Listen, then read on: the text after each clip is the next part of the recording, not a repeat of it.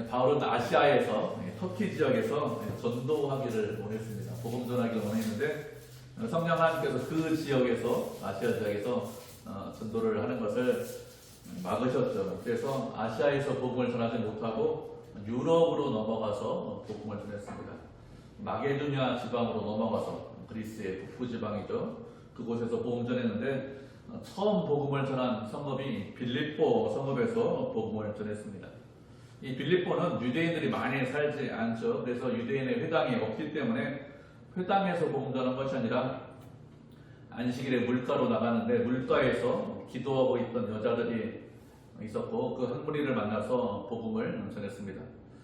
그렇게 물가 기도처에서 복음을 전했는데 여자들 중에서 루디아라고 하는 여자가 마음을 열었죠. 하나님께서 그 여자의 마음, 루디아의 마음을 열어주셔서 루디아가 복음을 들었고 그리고 루디아와 그 집에 있는 모든 사람들이 다 세례받았습니다. 세례받은 이후에 루디아가 강권하기를 자신을 예수 믿는 사람으로 알면 그렇다면 자신의 집에 유하라고 그렇게 강권했습니다. 그래서 바울 일행이 루디아의 집에 머물게 되었죠. 루디아는 자주 옷감 장사를 하는 그런 여자라고 했습니다. 지금 말로 하면 명품 브랜드를 팔고 사는 이런 사업가죠. 그렇기 때문에 경제력도 있고 그 집도 넓어서 바울 일행이 그곳에 머물면서 복음 전하는데 아무런 문제가 되지 않죠. 바울이 빌립보에 들어갈 때는 아는 사람이 아무도 없었습니다. 그런데 하나님께서 이미 루디아를 예비하고 계셨습니다. 그래서 루디아를 만나게 하시고 또 복음을 잘 전할 수 있는 그런 거점까지 마련해 주셨습니다. 이렇게 하나님의 은혜로 루디아의 집에서 머물면서 복음을 전하는데 바울이 일행이 기도하라고 하는 도중에 점치는 여종을 하나 만났다고 했습니다. 이 여자는 귀신 들린 여자라고 했어요. 귀신 들린 여자가 점을 치는데 그 주인들에게 큰 이익을 주는 그런 여자죠. 예나 지금이나 사람들이 변하지 않았습니다. 바울이 복음 전할 때가 1세기거든요. 1세기 때도 사람들이 전 보러 다니고 지금 2000년이 지나서 21세기 때도 전 보러 다니는 사람들 꽤 많이 있죠. 점을 보는 이유가 무엇이죠? 미래가 장래가 불안하기 때문에 잘 알지 못하기 때문에 이런 것들을 알고 싶어서 전 보러 다니죠. 그런데 장래에 어떤 일이 일어날지 아는 사람은 아무도 없습니다. 우리가 말씀한 구절 살펴보도록 하겠습니다. 전도서 7장 14절입니다. 구약성경 954페이지네요. 시편, 저만, 전도서 이렇게 되죠. 아가서, 그 다음에 이사야 이렇게 전도서 7장 14절 구약성경 954페이지 시편, 저만, 전도서입니다. 솔로몬이 지은 그런 책이죠. 기록한 전도서 7장 14절 구약성경 954페이지 한 절입니다. 전도서 7장 14절 찾으셨죠? 954페이지 전도서 7장 14절 한 절 우리 한 목소리로 같이 읽겠습니다. 시작. 형통한 날에는 기뻐하고 곤고한 날에는 되돌아 보아라. 이 두 가지를 하나님이 병영에게 하사 사람이 그의 당대 일을 능히 헤아려 알지 못하게 하셨느니라. 아멘. 형통한 날에는 기뻐하라고 했습니다. 그리고 곤고한 날에는 되돌아보아라 이렇게 말씀을 하고 있어요. 인생 가운데 형통한 날도 있고 곤고한 날도 있습니다. 우리가 준비하고 예상하고 계획한 것 그것보다도 훨씬 더 형통하고 훨씬 더 잘 되는 그런 날이 있다는 것이죠. 그렇게 좋은 일이 일어날 줄 알지 못했는데 그런데 우리 예상 밖의 형통이 있을 수 있습니다. 그런 날에는 기뻐하라 이렇게 말씀하셨습니다. 기뻐하라는 것은 다른 말로 하면 그냥 감사하라 이런 뜻입니다. 우리가 기대한 것 이상의 형통에 있다는 것은 하나님께서 그런 형통을 주셨기 때문에 주님 앞에 나와서 감사하라는 것입니다. 이렇게 형통한 날만 있는 것이 아니라 그 반대로 곤고한 날도 있다고 했습니다. 곤고한 날이라는 것은 이것도 우리가 예상하지 못하고 기대하지 않는 그런 불안과 어려움이 우리 인생 가운데 있다는 것입니다. 우리가 살다 보면 우리가 예상하고 이런 일이 있을 수도 있어 이렇게 생각한 그런 고난과 어려움을 만나느냐 하면 우리가 그런 고난과 어려움만 만나는 것이 아니라 예상하지 못하고 이기지 못하고 이길 수 없는 그런 고난과 어려움도 많이 만납니다. 그런 날도 분명히 있는데 그런 날을 만나면 되돌아보아라 이렇게 말씀하셨습니다. 되돌아보라는 것은 다른 말로 하면 생각하는 거예요. 우리가 예상하지 못한 그런 고난, 그런 어려움 누가 허락하셨는가 하면 이것도 하나님께서 허락하신 것입니다. 그래서 이기지 못하는 고난, 어려움이 올 때, 그런 마음이 들 때 주님 앞에 나와서 생각을 하라는 것입니다. 주님께서 이런 고난과 어려움을 허락하신 이유가 무엇인지, 하나님의 뜻이 어디에 있는지, 이런 것들을 생각하고 기억하고 모든 일 가운데 주님의 은혜와 사랑이 있다는 것을 알고 고난과 어려움이 있지만 낙심하거나 실망하는 것이 아니라 주님을 기억하고 생각을 하는 것입니다. 주님을 기억하고 생각하면 고난과 어려움을 이길 수 있습니다. 주님께서 우리를 위하시죠. 우리를 사랑하십니다. 변함없이 끝까지 우리를 책임지십니다. 그렇기 때문에 고난 중에도 은혜가 있고 고난 중에도 하나님의 사랑이 있습니다. 그래서 주님 앞에 나와서 되돌아보아라 이렇게 말씀을 하시는 것입니다. 주님의 은혜와 사랑을 기억하면, 그것을 생각하면, 그러면 이길 수 있기 때문에, 그래서 되돌아보아라 이렇게 말씀하시는 것입니다. 기쁨에 감사하는 건 쉽죠. 그런데 고난 중에 되돌아보는 것, 주님을 기억하고 은혜를 생각하는 것은 쉽지 않습니다. 고난 중에 계시면 되돌아보셔야 돼요. 하나님께서 나를 분명히 책임지신다, 이것을 알고 되돌아보셔야 합니다. 인생에는 고난도 있고 기쁨이 있는데 이 두 가지를 병행하게 하셨다고 했습니다. 계속 고난만 있는 인생이 있느냐? 그런 인생 없습니다. 언젠가는 고난이 끝납니다. 그 반대로 계속 기쁨만 있는 인생이 있느냐? 그렇지 않습니다. 언젠가는 그 기쁨도 끝납니다. 그것을 병행하면서 주셨다고 했습니다. 그렇기 때문에 기쁠 때는 감사해야 되고, 어렵고 힘들 때는 주님의 은혜와 사랑, 이런 능력, 이런 것들을 깊이 묵상하셔야 합니다. 하나님께서 이런 불안과 기쁨을 주셨기 때문에 인간이 헤어져서 언제 기쁘고 언제 어려울지 알지 못한다고 했습니다. 하나님께서 알지 못하게 하셨기 때문에 어느 누구도 장래의 일을 알지 못하죠. 알지 못하기 때문에 말할 수 없습니다. 무엇이라고 말하면 다 거짓말이에요. 알지 못하는데 그냥 떠드는 겁니다. 그 말 때문에 저기 현혹될 필요 없습니다. 어느 누구도 알지 못합니다. 1세기 때나 2000년이 지금 21세기 때나 누구나 다 장래 일 때문에 불안해합니다. 그렇지만 어느 누구도 알지 못합니다. 이 여자는 귀신 들렸기 때문에 귀신은 아는 것 아닙니까? 귀신같이 아는 것 아닙니까? 혹시 뭐 이렇게 생각하는 사람들이, 이렇게 말하는 사람들이 있을 수 있는데 귀신도 몰라요. 장래 일은 하나님 한 번밖에 알지 못합니다. 미래는, 장래는 하나님께 속했다고 했습니다. 그리고 믿는 우리에게도 말씀하시지 않았어요. 왜 말씀하시지 않을까요? 왜 그런가 하면 미래를 잘 알지 못해도 크게 문제가 되지 않기 때문에 그렇습니다. 하나님께서 우리를 위해서 여러 가지 것들을 준비하고 계십니다. 그렇기 때문에 주님만 의지하시면 됩니다. 앞으로 어떤 일이 일어날지 몰라도 됩니다. 바울이 빌립보에 들어오기 전부터 루디아를 예비하고 계셨잖아요. 루디아가 있는지 바울이 몰랐습니다. 그래서 들어왔지만 그런데도 루디아 만나게 하셨습니다. 그렇기 때문에 우리가 사는 날 동안 주님을 믿고 의지하시면, 주님의 뜻에 순종하면서 최선을 다해서 사시면, 그러면 아무런 문제가 없습니다. 미래를 안다고, 장래일을 안다고 우리가 주의 말씀에 순종하고 믿음으로 사느냐? 그렇지 않습니다. 모르지만 믿음으로 살면 문제가 되지 않습니다.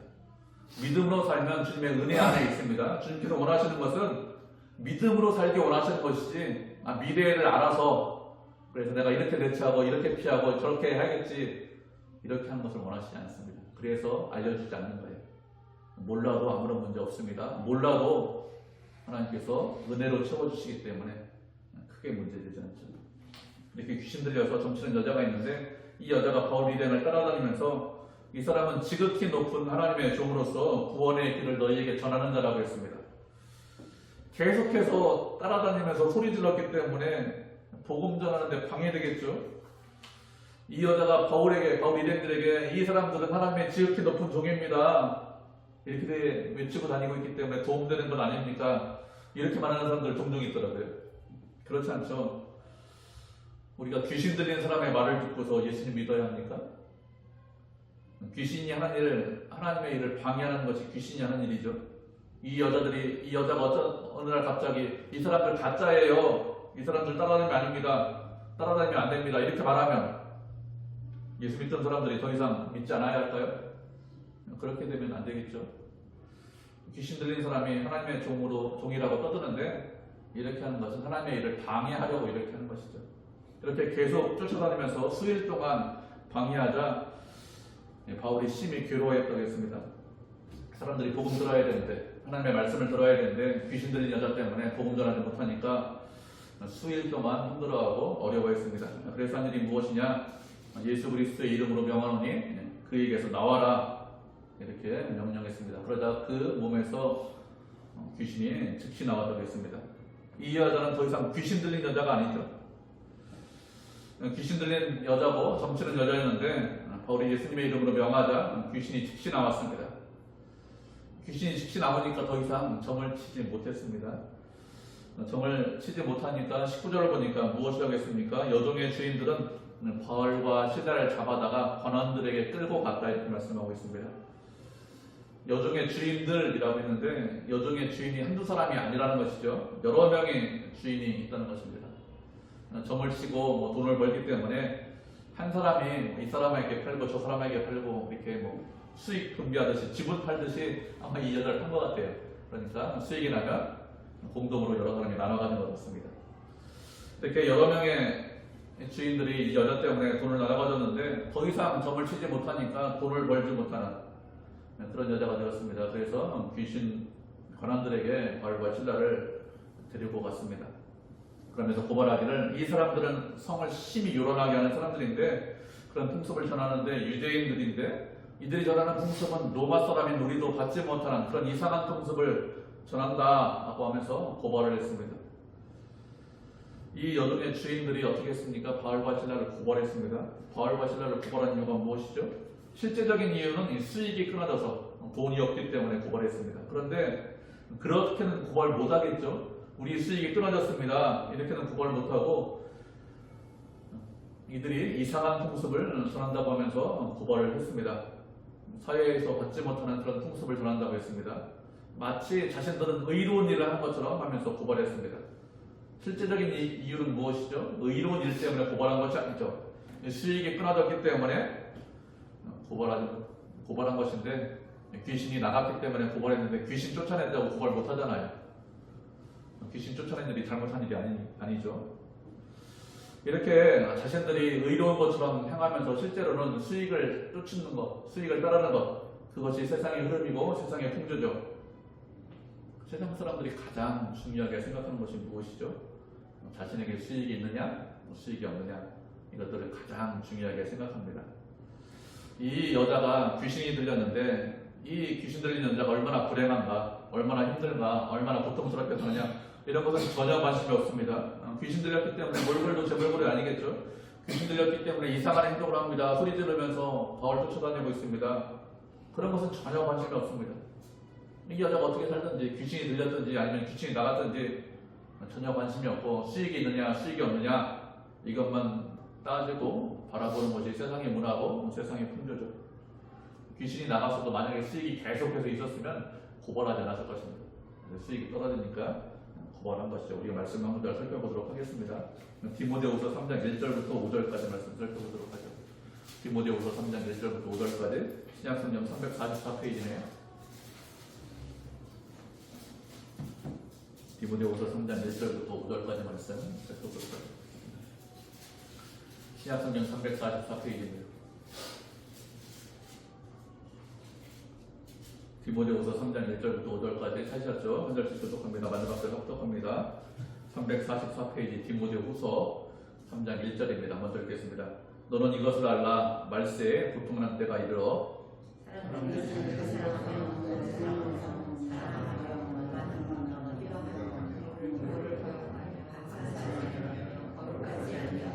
무정하며 원통함을 풀지 아니하며 모함하며 절제하지 못하며 사나우며 선한 것을 좋아하지 아니하며 대신하며 소급하며 자만하며 5절 가시겠습니다. 경건의 모양은 있으나 경건의 능력은 부인하니 이 같은 자들에게서 내가 돌아서라. 아멘. 바울이 그의 영적인 아들 디모데에게 편지에서 권면하기를 말세는 고통을 한 때가 이른다, 이렇게 말씀을 하고 있습니다. 말세가 언제냐? 예수님께서 부활하시고 승천하시고 다시 오실 때까지의 기간, 승천하시고 다시 오시는데 그 기간까지를 말세라고 합니다. 지금이 말세 기간이에요. 그때는 어떤 때냐? 사람들이 고통하는 때라고 했습니다. 고통하는 이유가 무엇이죠? 자기를 사랑하고 돈을 사랑하기 때문에 고통한다고 했습니다. 우리가 사는 시대가 어떤 시대인지 잘 말씀을 하고 있습니다. 우리가 사는 시대도 자기 자신을 사랑하고 또 돈을 사랑하는 그런 시대죠. 우리 주변 사람들의 이야기를 잘 들어보시면 그 안에는 자기를 사랑하는 자기애가 넘칩니다. 다른 분들에는 전혀 관심이 없어요. 오직 나만 사랑하고 나만 이해해달라 이렇게 이야기를 합니다. 물론 자기 자신을 분명히 사랑하셔야 합니다. 당연하겠죠. 자기 자신에 대해서 학대하거나 자기 자신을 괴롭히는 것, 그것이 악한 것이죠. 그런데 하나님께서 나만 사랑하고 나만 사랑받아야 하고 나만 이해받아야 한다 이렇게 말씀하셨나요? 그렇게 말씀하시지 않았습니다. 내 이웃을 내 몸과 같이 사랑하라고 하셨습니다. 그런데 내 이웃이 어떻게 되는지 아무런 관심을 갖지 않고 나만 사랑하는 것, 그것이 악한 것입니다. 나를 사랑하는 것만큼 내 이웃을 내가 사랑할 수 있어야 됩니다. 내 이웃도 나만큼 소중하고 중요한 존재라는 것입니다. 세상 사람들은, 하나님을 알지 못하는 사람들은 원래 그러니까 하나님의 은혜와 사랑을 알지 못하기 때문에 그렇게 사는 것이 당연하죠. 그렇지만 우리는 그런 사람들이 아닙니다. 하나님의 은혜와 사랑을 알고 있습니다. 그렇기 때문에 어떻게 되죠? 우리가 먼저 사랑해야 됩니다. 세상은 여전히 자기 자신만 사랑하고 자기 자신만 이해해달라고 하는데 우리는 그렇게 하지 않으셔야 합니다. 우리가 먼저 사랑하고 내가 먼저 손 내밀고 내가 먼저 이해하고 내가 먼저 용서하고 내가 먼저 불쌍히 여기셔야 합니다. 그 사람은 그렇게 안 할지라도 그 사람은 모르니까 하나님의 은혜와 사랑을 모르니까 우리는 그런 사람들이 아니기 때문에 우리가 그렇게 하셔야 합니다. 그리고 돈을 사랑한다고 했습니다. 돈은 살아가면서 꼭 필요하죠. 필요에 따라서 잘 사용하시면 됩니다. 그런데 돈을 사랑하는 것이 아니라 하나님을 사랑하고 형제를 사랑해야 되는데 하나님을 사랑하고 형제를 사랑하는 것이 아니라 사람을 사랑하는 것이 아니라 돈을 사랑한다고 했습니다. 자랑한다고 했습니다. 자랑하는 것을 쉽게 볼 수 있어요. SNS 다 아시죠? 어떤 사람은 SNS 올리기 위해서 심지어는 영상 찍다가 죽는 사람도 종종 있습니다. 그 정도로 자랑하는 것이 중요해졌습니다. 그것 말고도 여러 말씀의 특징에 관해서 말씀하고 있습니다. 우리가 살고 있는 시대에 고통하는 시대입니다. 우리가 어떤 삶을 살고 있는지 하나님께서 분명하게 정확하게 말씀하고 있죠. 이런 사람들이 어떤 사람들이냐? 경건의 모양은 있지만 경건의 능력은 부인하는 자라고 했습니다. 겉으로 보면 거룩해 보입니다. 경건해 보입니다. 하나님을 사랑하고 형제를 사랑하는 것처럼 보입니다. 그렇지만 실제로는 그렇지 않다는 거예요. 그래서 경건의 능력은 부인한다고 했습니다. 하나님을 따라가고 닮아가고 주님과 함께하는 것, 그게 능력이고 그게 실력이고 그게 은혜인데, 그런데 그것을 능력이다 실력이다 이렇게 생각하지 않습니다. 무엇이 능력이라고 생각할까요? 자기 자신의 힘이 능력이라고 생각하죠. 돈이 능력이라고 생각합니다. 건강이나 인맥이나 기타 다른 것, 그것이 능력이라고 생각하지 주님을 따라가고 닮아가는 것, 거룩하게 사는 것이 능력이라고 생각하지 않는다는 거예요. 여러분, 우리가 무엇을 능력으로 생각하십니까? 하나님을 따라가고 거룩하게 사는 것을 능력이라고 생각하십니까? 아니면 이제 돈이 능력이지 이렇게 생각하십니까? 이런 자들에게서 돌아서라고 했습니다. 이런 자들은 하나님을 따르지 않고 세상 풍조를 따르기 때문에 돌아서라 이렇게 말씀하셨습니다. 돌아서야 합니다.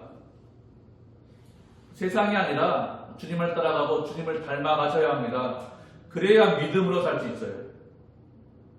그렇지 않으면 세상 풍조대로 세상 사람들이 흘러가는 대로 살면 믿음으로 살지 못합니다. 하나님께서 우리에게 원하시는 것은 믿음으로 살기를 원하세요.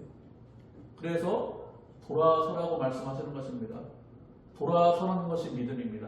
세상이 이렇다는 것을 알고 세상은 그렇게 가지만 그래 나도 똑같이 간다.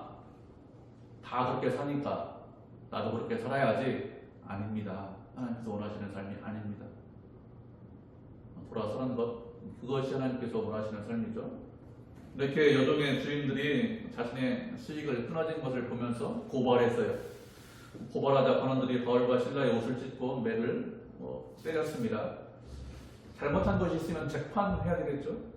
무슨 잘못을 했느냐, 무슨 이상한 풍속을 정했느냐 당연히 묻고 재판해야 됩니다. 그런데 재판도 하지 않고 그냥 옷을 찢고 때린 것이죠.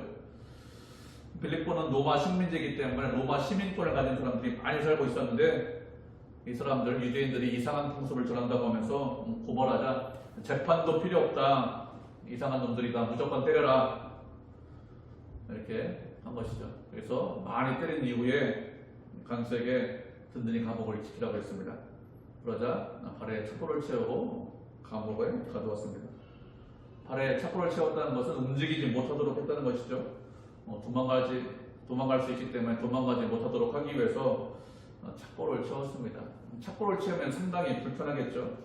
감옥에 있는 것도 힘든데 발에 촛불 채우면 상당히 힘들겠죠. 이렇게 감옥에 가두고 발에 촛불을 채우고 있는데 한밤중에 어떤 일이 일어나는가 하면 감옥에 있던 바울과 실라가 기도하고 하나님을 찬송했습니다. 기도하고 찬송했다는 것은 기도하면서 찬송을 했다는 것입니다. 이렇게 하나님께 기도하면서 찬송하는 것을 그 감옥에 있던 죄수들이 다 들었습니다. 바울과 실라가 기도하고 찬송하자 그 감옥에서 어떤 일이 일어났는가 하면 26절을 보면 갑자기 큰 지진이 일어났다고 했습니다. 그래서 옥터가 흔들렸습니다. 우연히 지진이 일어날 수 있겠죠. 그런데 지진만 일어난 것이 아니라 옥문이 열리고 사람들을 메고 있던 그런 메었던 것들이 다 풀렸습니다. 지진이 일어나면 옥문이 열리나요? 그렇지 않죠. 땅이 흔들리기는 하지만 감옥문이 열리지는 않습니다. 옥문이 열리는 것뿐만 아니라 죄수들이 메어 있는데 메어 있던 것들이 다 풀렸습니다.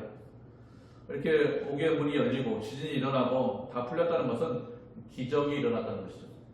하나님께서 기적을 일으키셔서 지진도 일어나고 옥문도 열리고 그리고 묶여있던 것들이 다 풀렸습니다. 바울과 실라가 감옥에서 기도하면서 찬송했다고 했습니다. 매를 맞고 감옥에 갔습니다. 그러면 보통 어떻게 할까요? 감옥에 가면 기도하고 찬송하나요? 그런 사람 거의 없죠. 그냥 매를 맞은 것이 아니라 바울과 실라는 억울하게 매를 맞았습니다. 귀신 들렸는데 쫓아냈어요. 그렇다고 매를 때렸습니다. 그런데도 재판도 하지 않고 그냥 매를 맞았습니다. 이런 상황이 되면 어떻게 할까요? 하나님을 찬송하는 것이 아니라 원망하면서 불평할 수 있습니다. 하나님 어떻게 이럴 수가 있습니까? 제가 주의 일을 하다가 복음을 전하기 위해서 좀 더 잘 전하기 위해서 귀신 쫓아냈는데 어떻게 이런 일이 있을 수 있습니까? 하나님 어떻게 저에게 이렇게 하실 수 있습니까? 얼마든지 억울하다고 원망하고 불평할 수 있습니다. 근데 바울과 실라가 어떻게 했습니까? 기도하면서 하나님을 찬송했습니다. 이런 상황에서 기도하면서 우리가 찬송할 수 있을까요? 이런 상황에서 기도하면서 찬송했다는 것은 바울과 실라가 큰 믿음을 가졌다는 것이죠. 이런 상황에서 기도하면서 찬송했다는 것은 하나님을 사랑하고 있다는 것입니다. 하나님을 사랑하기 때문에 기도하면서 찬송할 수 있는 것이죠. 사랑하지 않으면 원망과 불평이 올라오는 것이 당연합니다. 사랑하기 때문에 원망하지 않고 불평하지 않은 것이죠. 그래서 기도하면서 기뻐하면서 찬송했습니다. 우리가 말씀한 구절 살펴보도록 하겠습니다. 고린도후서 4장 16절 말씀 살펴보도록 하죠. 신약성경 289페이지. 신약성경 289페이지. 고린도후서 4장 16절 말씀.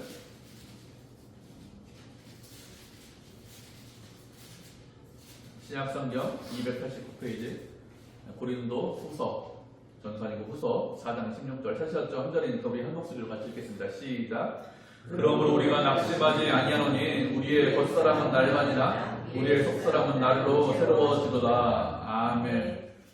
우리가 낙심하지 않는다고 했습니다. 왜 낙심하지 않느냐? 겉사람은 낡아지지만 겉사람은 늙지만 점점 볼품이 없어지지만 우리의 속사람은 날로 새롭게 되기 때문에 낙심하지 않는다고 했습니다. 바울이 매를 맞았어요. 옷을 찢고 때렸기 때문에 상처가 깊이 났겠죠.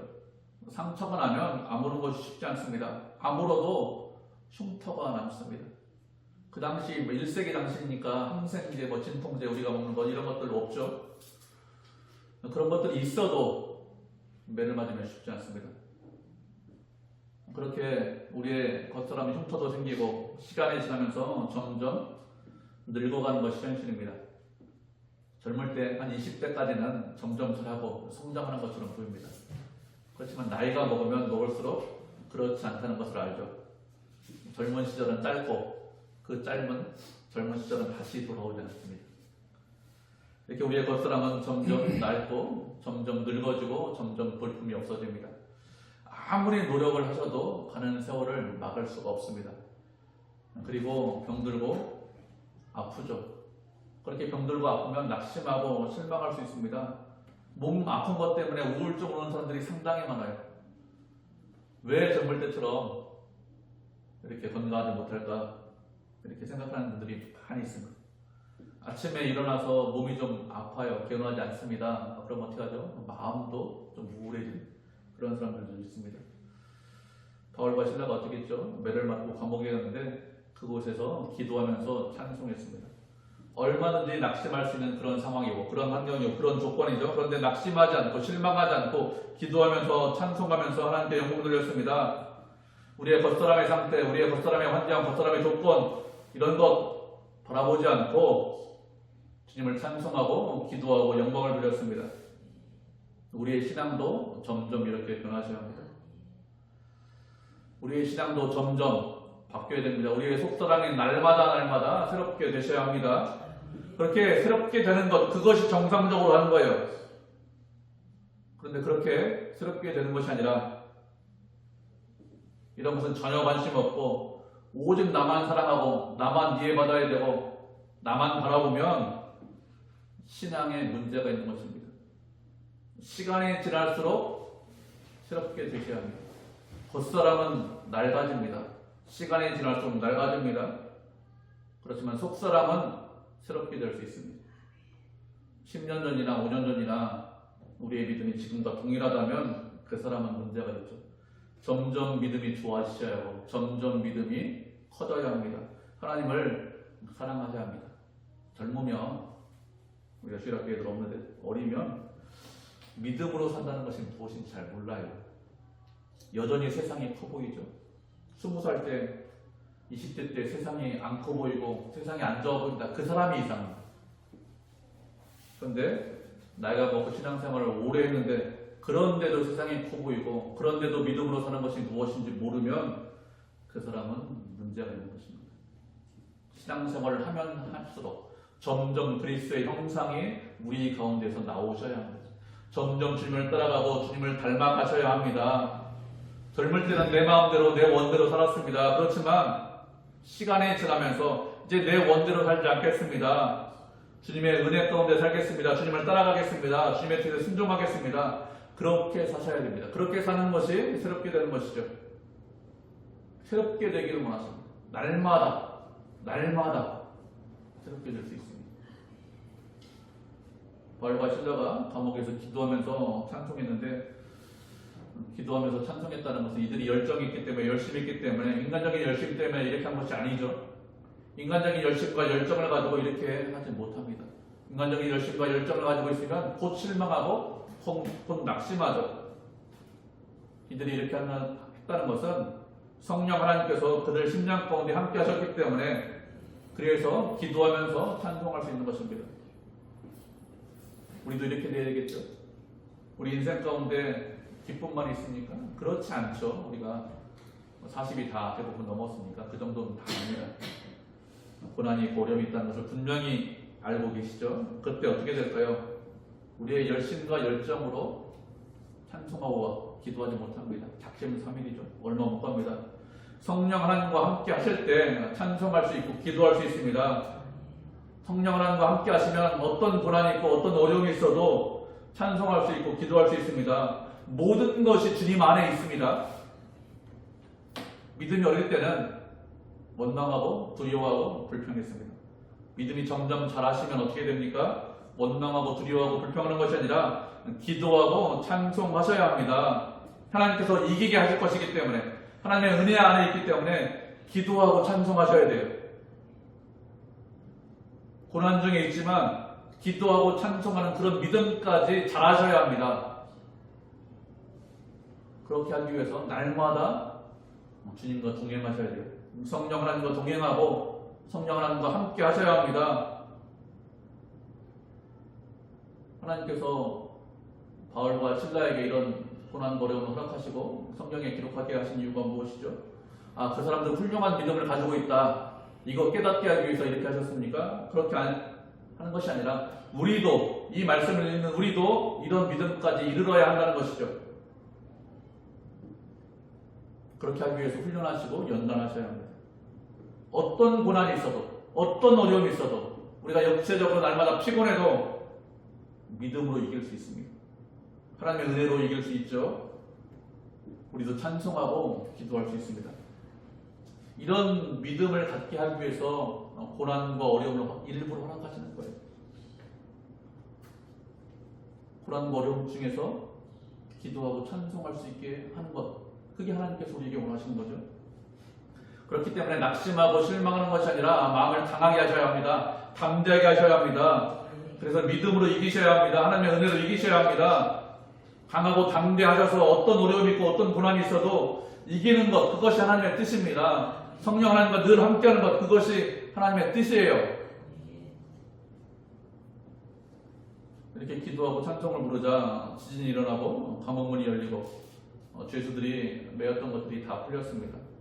그렇게 지진이 일어나니까 간수가 급하게 감옥에 왔죠. 감옥문이 열린 것을 보고 자살하려고 했습니다.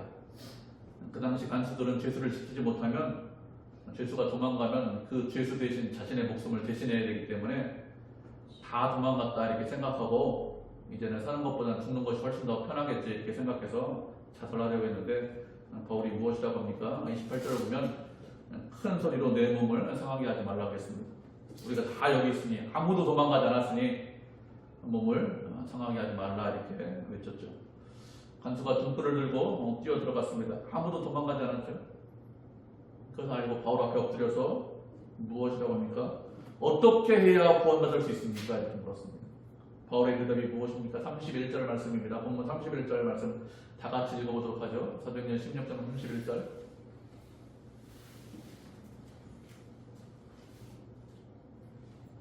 신역성 31절 찾으셨죠? 본문 31절 같이 읽습니다. 시작. 이르되 주 예수를 믿으라. 그리하면 너와 네 집이 구원을 받으리라 하고. 아멘.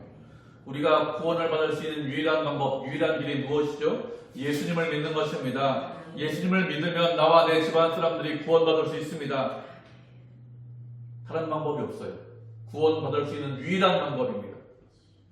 만약에 예수님이 아닌 다른 방법으로 다른 길이 있다면 이런 말씀 하시지 않았겠죠. 다른 방법이 없기 때문에, 예수님께서 길이시고 진리시고 생명이시기 때문에, 예수님만이 길이시고 진리시고 생명이시기 때문에, 예수님을 통해서만 하나님께 이룰 수 있기 때문에 이렇게 말씀하시는 것입니다. 다른 방법이 없습니다. 그렇기 때문에 주님을 믿으셔야 합니다. 예수님을 믿으셔야 구원받습니다. 세상 사람들이 다른 길이 있다고 많이 외치는데 알지 못해서 그렇게 하는 것입니다. 진리는 유일합니다. 진리는 예수님밖에 없습니다. 이렇게 해서 아무도 죽지 않고 간수가 바울과 실라를 자신의 집으로 데려가서 상처를 치료해주고 그 집안에 있는 사람들이 복음을 듣고 다 세례를 받았습니다. 이렇게 집에 있는 모든 사람들이 다 예수님을 믿게 되었습니다. 이렇게 해서 빌립보 교회가 시작된 거예요.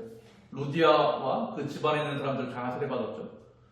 귀신 들렸던 여종, 아마 귀신 쫓아냈으니까 그 사람도 아마 예수 믿었을 것입니다. 간수와 가족들도 예수 믿었고 감옥에 있던 많은 사람들도 예수 믿는 사람들이 생겼겠죠. 나중에 풀려나서 하나님의 은혜로 빌립보에 하나님을 믿는 교회가 생겼습니다. 이렇게 은혜로 교회가 생겼는데 하나님께서 하시는 일, 당신의 자녀를 통해서, 우리를 통해서 하시는 일 어느 누구도 방해하지 못하죠. 귀신도 방해하지 못합니다. 세상에 어느 무엇도 누구도 하나님의 뜻을 거역할 수 있는 것은 아무것도 없습니다.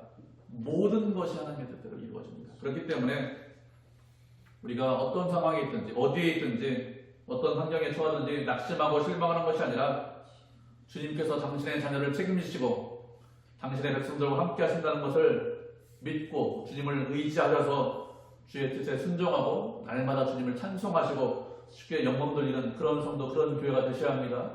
하나님께서 우리에게 원하시는 거예요. 어느 누구도 우리를 건드리지 못합니다. 어느 누구도 당신의 백성들, 하나님께서 책임지시는 당신의 자녀들을 털끝 하나도 해치지 못합니다. 그러니 낙심하거나 어려움이 있다고 실망하는 것이 아니라 주님을 바라보고 의지해서 믿음으로 승리하고 날마다 새롭게 되는 그런 성도, 그런 교회가 되기를 주님의 이름으로 축복을 드립니다. 아멘.